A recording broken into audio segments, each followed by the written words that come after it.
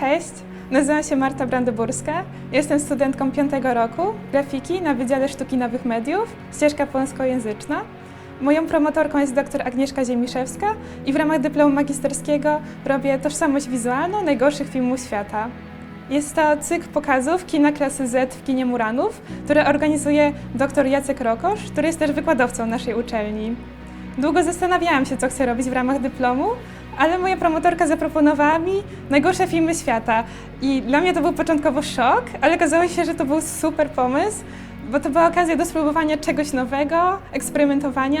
Na początku zajęłam się researchem, bo to jest bardzo ważny etap dla mnie.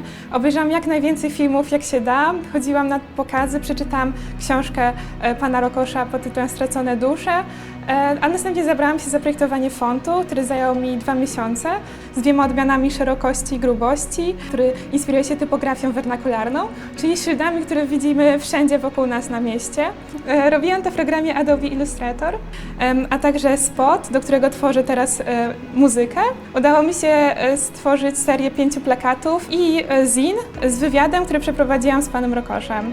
Na naszej uczelni jest pracownia sitodruku i teraz jestem w trakcie odbijania plakatów w technice sitodruku. Zaprojektowałam różne propozycje key visuala, czyli głównej koncepcji motywu przewodniego, z którego wybraliśmy z moją promotorką oparty na sitodruku, na kolażu, trochę inspirowany estetyką punkową, estetyką błędu.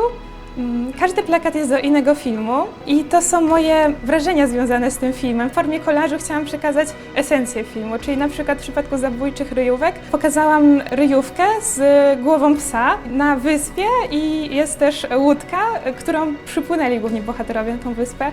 I chodzi o to, że ryjówki były grane przez psy, które nosiły maski ryjówek i to niestety widać na ekranie, a ja zrobiłam na odwrót, czyli ryjówkę z głową psa. W każdym plakacie wykorzystałam też mój font i kontrastową kolorystykę, żółć i czerń i rozdarcia papieru, a także plamy farby.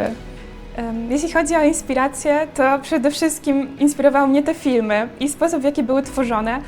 Efektów specjalnych nie ma żadnych i chciałam to pokazać też w swoich pracach, dlatego wykorzystałam też sitodruk, ograniczoną kolorystykę. Największymi wyzwaniami dla mnie było zaprojektowanie fontu i odbicie plakatu w technice sitodruku. Nigdy wcześniej nie projektowałam fontu, zaczęło się od 1 odmiany, skończyło na 4 i to było dużo pracy, dużo poprawek. Co więcej, też sitodruk był dużym wyzwaniem, na pewno czasowym, kosztowym, ale to jest ogromna satysfakcja, jak się podnosi sito i widzi się swoją własną odbitkę. Ten projekt to była fajna okazja do eksperymentów, bo dotychczas jak pracowałam w zawodzie i robiłam projekty dla klientów, to były one bardzo bezpieczne, zgodne z brandbookami, z briefem, a teraz mogłam naprawdę poszaleć. I mogłam spróbować różnych technik, odważyć się na błędy.